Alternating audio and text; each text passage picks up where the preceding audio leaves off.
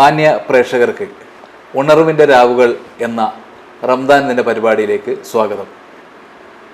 ഇന്ന് നമ്മോടുകൂടെ റംദാൻ ദിന പരിപാടിയിൽ റംദാൻ ദിന കാര്യങ്ങൾ, അതിൻ്റെ വിശേഷങ്ങൾ പങ്കുവെക്കാൻ എത്തിച്ചേർന്നത് ബഹുമാനപ്പെട്ട ഫർസീൻ സക്കാഫി മഞ്ചേരി അവർകളാണ്. ഉസ്താദോട് നമുക്ക് കാര്യങ്ങൾ ചോദിക്കാം. അതോടൊപ്പം ഇന്ന് നമ്മുടെ സമൂഹത്തിലെ ഏറ്റവും വലിയ വിപത്തായി മാറിയ ലഹരി, അത് ചെറുപ്പം വലുപ്പമില്ലാത്ത തരത്തിൽ പടർന്ന് പന്തലിച്ച് നിൽക്കുന്ന ഒരു സമയത്താണ്. അതിൻ്റെ ഇസ്ലാമികപരമായ കാര്യങ്ങൾ, ഇസ്ലാം അതിനെ എങ്ങനെ കാണുന്നു എന്നതിനെക്കുറിച്ച് ഉസ്താദിൻ്റെ വാക്കുകൾ നമുക്ക് ശ്രദ്ധിക്കാം. അസ്സലാമു അലൈക്കും. വഅലൈക്കും അസ്സലാം. ഉസ്താദെ, നമ്മൾ വളരെ പ്രധാനപ്പെട്ട ദിനത്തിലാണ് നിലകൊള്ളുന്നത്. റമദാൻ എന്ന് പറഞ്ഞാൽ അങ്ങനെയാണല്ലോ. അതോടൊപ്പം തന്നെ ഇപ്പം ഏറ്റവും കൂടുതൽ നമ്മളൊക്കെ വലിയ ഒരു ഉത്കണ്ഠയോടുകൂടി കാണുന്നൊരു വിപത്താണ് ലഹരി. അത് നമ്മുടെ ചെറുപ്പം വലുപ്പമില്ലാത്ത തരത്തിൽ അത് പടർന്ന് പന്തലിച്ച് നിൽക്കുന്ന ഒരു കാലഘട്ടത്തിലും അതോടൊപ്പം തന്നെ വലിയൊരു പ്രയാസത്തിലും വലിയ ഭീതിയോടും കൂടിയാണ് എല്ലാവരും ജീവിക്കുന്നത്. അതിൻ്റെ ഇസ്ലാമികപരമായിട്ട് അതിനുള്ള കാര്യങ്ങൾ അല്ലെങ്കിൽ അതിനുള്ള ഒരു സന്ദേശം എങ്ങനെയാണത്? ഉസ്താദിൻ്റെ വാക്കുകൾ എങ്ങനെയാണ്? നർക്കോട്ടിക് എന്ന് പറഞ്ഞാൽ തന്നെ നിദ്രയും വേദനയും ഇല്ലാതാക്കുന്നത് എന്നതിൻ്റെ അർത്ഥം. അറബിയിൽ അതിന് പറയുക മുഖദ്ദിർ എന്നാണ്. മുഖദ്ദിർ. അപ്പോൾ ഇസ്ലാമിക വീക്ഷണം അനുസരിച്ച് എല്ലാ ലഹരിയും ഹറാമാണ്. കുല്ലു മുസ്കിരിൻ ഹറാം എന്ന് മുത്തുനബി സല്ലല്ലാഹു അലൈഹി വസല്ലമ തങ്ങൾ പഠിപ്പിച്ചതാണ്. ഇത് ഇസ്ലാമിൻ്റെ മാത്രം വീക്ഷണം എന്ന് പറയാൻ താല്പര്യപ്പെടുന്നില്ല. BC 4000 കൗടില്യൻ്റെ അർത്ഥശാസ്ത്രം വളരെ പ്രശസ്തമായ ഗ്രന്ഥമാണ്. അദ്ദേഹം അതിൽ പറയുന്നത്, മയക്കുമരുന്നുകളും ലഹരിയും മനുഷ്യൻ്റെ ബുദ്ധിയെ നീക്കം ചെയ്യുന്നു, അത് അച്ചടക്ക ലംഘനത്തിന് കാരണമാക്കുന്നു, അതുകൊണ്ട് അത് വർജിക്കേണ്ടതാണ് എന്നാണ്. അപ്പോൾ ഇതേ ആശയം തന്നെ നമുക്ക് ഹദീസുകളിൽ എടുത്താൽ കാണാൻ കഴിയുന്നുണ്ട്. ഇന്നല്ലാഹ ലാ യുഹർരിമുൽ ഖംറ ലിസ്മിഹ. കള്ളിന് കള്ള് എന്ന പേര് ഉണ്ടായതുകൊണ്ടല്ല അല്ലാഹു തആല കള്ളിനെ നിഷിദ്ധമാക്കിയത്, ഹറാമാക്കിയത്. മറിച്ച് ബല്ലി ആഖിബത്തിഹ, അതിൻ്റെ ഭവിഷ്യത്തുകൾ മൂലമാണ്. ഉമ്മയെ ഉമ്മയായി തിരിച്ചറിയാതിരിക്കുക, പെങ്ങളെ ആയി തിരിച്ചറിയാതിരിക്കുക, അതല്ലെങ്കിൽ സമൂഹത്തിൽ താൻ ചെയ്യേണ്ട ധർമ്മത്തിനെ കുറിച്ച് ഒരു ബോധവും ഇല്ലാതിരിക്കുക. അതാണ് നമ്മൾ അഫ്ഫാൻ്റെ വാർത്തകൾ നമ്മൾ വായിച്ചിട്ടുണ്ട്. ഏറ്റവും കൂടുതൽ എനിക്ക് തോന്നുന്നു ഈ അടുത്ത കാലത്ത് ചർച്ച ചെയ്യപ്പെട്ട അല്ലെങ്കിൽ കേരള സമൂഹം വല്ലാണ്ട് ഞെട്ടലോടുകൂടി കേട്ട ഒരു വാർത്ത അത് തന്നെയായിരിക്കും. അപ്പോൾ ഇസ്ലാമിക വീക്ഷണം അതാണ്. മുത്തുനബി സല്ലല്ലാഹു അലൈഹി വസല്ലമ തങ്ങൾ പഠിപ്പിച്ചിട്ടുണ്ട്. ഉമ്മു സലമ റളിയല്ലാഹു അൻഹ അത് പറഞ്ഞു തരുന്നുണ്ട്. നഹാ റസൂലുള്ളാഹി സ്വല്ലല്ലാഹു അലൈഹി വസല്ലം അൻ കുല്ലി മുസ്കിരിൻ വ മുഖദ്ദിരിൻ. ബുദ്ധിയെ നീക്കിക്കളയുന്ന അല്ലെങ്കിൽ അച്ചടക്ക ലംഘനത്തിന് കാരണമാക്കുന്ന ലഹരി ഉപയോഗിക്കരുത് എന്ന് നബി തങ്ങൾ പറഞ്ഞിട്ടുണ്ട്. അതിനെ തൊട്ട് വിരോധിച്ചിട്ടുണ്ട് എന്ന് പറഞ്ഞിട്ടുണ്ട്. പക്ഷേ ഇവിടെയെല്ലാം നമുക്ക് ഒരു പ്രശ്നം എന്ന് പറയുന്നത്, ഇപ്പോൾ ഒരു ആൽക്കഹോളിക്കായ വ്യക്തിയോട് നമ്മൾ എങ്ങനെ പെരുമാറും? ഒരു സുപ്രഭാതത്തിൽ പോയി ആൽക്കഹോൾ നിർത്തണം എന്ന് പറഞ്ഞാൽ അയാൾ അതിന് തയ്യാറാവില്ല. മാത്രമല്ല അതങ്ങനെ നിർത്തി കഴിഞ്ഞാൽ അയാളെ ശരീരത്തിനും ആപത്താണ്, എല്ലാ വിധത്തിലും അത് ദോഷം ചെയ്യും. അപ്പോൾ ഇസ്ലാം അതിന് സ്വീകരിച്ച ഒരു മാനദണ്ഡം എന്ന് പറയുന്നത്, മുത്തുനബി തങ്ങൾ കടന്നു വന്ന ഒരു സമൂഹം മദ്യപാനികളുടെ ഇടയിലേക്കാണ്. മരിച്ചാൽ ഒരു മുന്തിരിവള്ളി എൻ്റെ കബറിൽ നിങ്ങൾ കുഴിച്ചിടണം എന്ന് വരെ പറഞ്ഞിരുന്ന ഒരാളുകൾക്കിടയിലേക്കാണ് മുത്തുനബി ഇസ്ലാമായിട്ട് വരുന്നത്. അപ്പോൾ ഒറ്റ സുപ്രഭാതത്തിൽ തന്നെ നിങ്ങൾ കള്ള് നിർത്തണം അല്ലെങ്കിൽ ലഹരി നിർത്തണം എന്ന് പറഞ്ഞാൽ ആരും അതിന് കൂട്ടാക്കൂല. ഘട്ടമായിട്ടാണ് മദ്യനിരോധനം ഇസ്ലാം ഏർപ്പെടുത്തിയത്.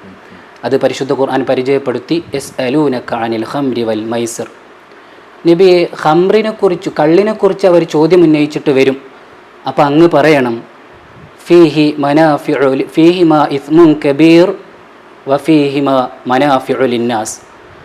അതിൽ ജനങ്ങൾക്ക് ഉപകാരങ്ങളുണ്ട്, അതുപോലെ തന്നെ അതിൻ്റെ ഭവിഷ്യത്തുകളുമുണ്ട്. അപ്പോൾ ഇത് കേൾക്കുന്ന ഒരാളെ സംബന്ധിച്ചിടത്തോളം പൂർണ്ണമായും അയാൾ മദ്യം നിരോധിക്കൂല. കാരണം അതിൽ ഉപയോഗമുണ്ട് എന്ന് പറഞ്ഞല്ലോ. അപ്പോൾ ഉപകാരത്തിലേറെ അതിൽ പ്രശ്നങ്ങളുണ്ട് എന്ന് അങ്ങ് പറയണം. അങ്ങയോട് അവർ കള്ളിനെക്കുറിച്ചും ചൂതാട്ടങ്ങളെക്കുറിച്ചും ചോദിച്ചു വരുമ്പോൾ എന്നാണ് പറഞ്ഞതിനർത്ഥം. അങ്ങനെ കുറച്ച് കാലങ്ങൾ കഴിഞ്ഞുപോയി. പിന്നെ രണ്ടാമത്തെ സ്റ്റേജിലെ ആയത്തിറങ്ങുന്നത് യാ അയ്യുഹല്ലദീന ആമനു ലാ തഖറബു സ്വലാത്ത ഹത്താ തഅലമൂ മാ തഖൂലൂൻ.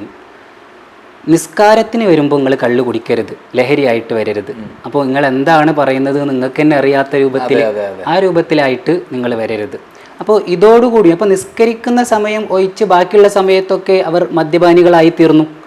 പൂർണ്ണമായിട്ടും മാത്രം ഇത് ഒഴിവാക്കി ബാക്കിയുള്ള സമയത്തെല്ലാം കള്ളു കുടിക്കുകയും ചെയ്യും. അപ്പോൾ അതുകൊണ്ട് പൂർണ്ണമായൊരു മദ്യനിരോധനം ഏർപ്പെടുത്തിയിട്ടില്ല. അപ്പോൾ പിന്നെ 3rd സ്റ്റേജിലാണ് പൂർണ്ണമായ മദ്യനിരോധനത്തിൻ്റെ ആയത്തിറങ്ങുന്നത്.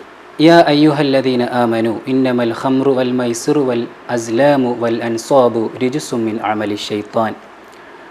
സാത്താൻ്റെ പ്രവൃത്തികളാണ് കള്ളും ചൂതാട്ടൊക്കെ, അതുകൊണ്ട് ഫജ്തനിബു, നിങ്ങളത് പൂർണ്ണമായിട്ടും വെടിയണം എന്ന ഒരു പൂർണ്ണമായ മദ്യനിരോധനം കടന്നു വരുന്നത് അതിനുശേഷമാണ്. അപ്പം അതിനുശേഷം എല്ലാ അറേബ്യൻ നാടുകളിലും മദ്യയുടെ വീപ്പക്കുറ്റികൾ ഒഴുക്കി വിട്ടിരുന്നു എന്നാണ്. അപ്പം ഇതാണ് ഇസ്ലാമിക. അപ്പം മദ്യം ഹറാമാണ് എന്ന് വ്യക്തമായും സ്പഷ്ടമായും ഖുർആൻ പരിചയപ്പെടുത്തി. അപ്പോൾ കഞ്ചാവ് അതുപോലെ മയക്കുമരുന്ന് അതിൽ പെടുന്നില്ലല്ലോ എന്ന ചോദ്യം പ്രസക്തമാണ്. അപ്പം അതിനാണ് നമ്മൾ നേരത്തെ ഹദീസ് പറഞ്ഞു, നബി തങ്ങൾ എല്ലാ ലഹരി വസ്തുക്കളെയും വിരോധിച്ചിട്ടുണ്ട് എന്ന്. കാരണം കള്ള് എന്ന പേര് കൊണ്ടല്ല ഹറാമായത് നിഷിദ്ധമായത് നമ്മൾ പറഞ്ഞു. അപ്പോൾ മറ്റുള്ള വസ്തുക്കൾ എങ്ങനെയാണ് അത് ഹറാമാണ് നമുക്ക് കിട്ടുന്നത്? അപ്പോൾ കള്ളിലുള്ള സവിശേഷതകൾ നമ്മൾ എടുത്തു നോക്കി. കള്ളിന് പ്രത്യേകമായ നിറങ്ങളുണ്ട്, ആ നിറങ്ങളുള്ള മറ്റു വസ്തുക്കൾ ഇവിടെ ഉണ്ട്, പക്ഷെ അതൊന്നും ഹറാമാകുന്നില്ല. കള്ളിൽ സവിശേഷമായ ഒരു വിശേഷണമുണ്ട്. അതെന്താണ്? ലഹരിയാക്കുക, മസ്താക്കുക, മനുഷ്യൻ്റെ ബുദ്ധിയെ കീഴ്പ്പെടുത്തുക എന്നതാണ്.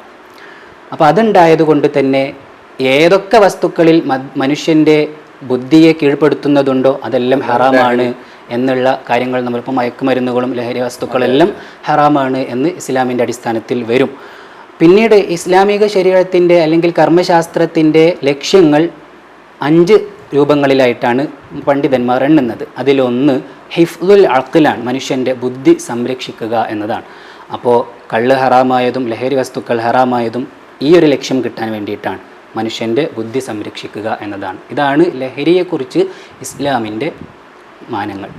കൃത്യമായൊരു കാഴ്ചപ്പാട് പണ്ട് മുതലേ ഉണ്ട്.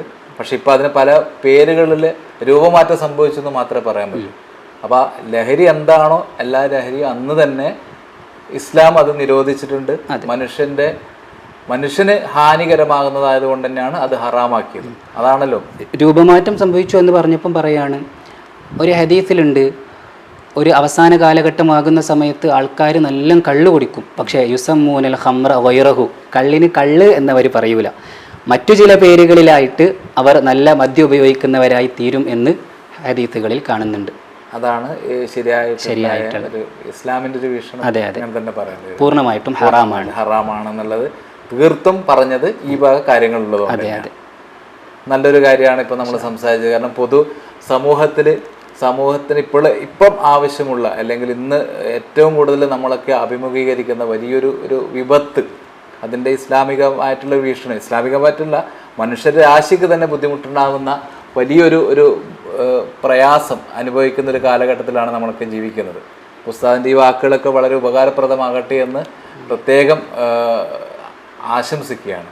ഇത് കേൾക്കുന്ന ആൾക്കാരൊക്കെ ഇനിയെങ്കിലും ചെറിയ തരത്തിലെങ്കിലും തിരിച്ചറിവുണ്ടായിട്ട് ജീവിക്കട്ടെ എന്ന്, പ്രത്യേകിച്ച് പുതുതലമുറ അങ്ങനെയെല്ലാം ഉൾക്കൊണ്ടുകൊണ്ട് ജീവിക്കട്ടെ എന്ന് നമുക്ക് പ്രത്യാശിക്കാം. പ്രിയപ്പെട്ടവരെ, നമ്മുടെ ഇന്നത്തെ ഈ ഒരു അധ്യായം കൂടി ഇവിടെ പൂർണ്ണമാവുകയാണ്.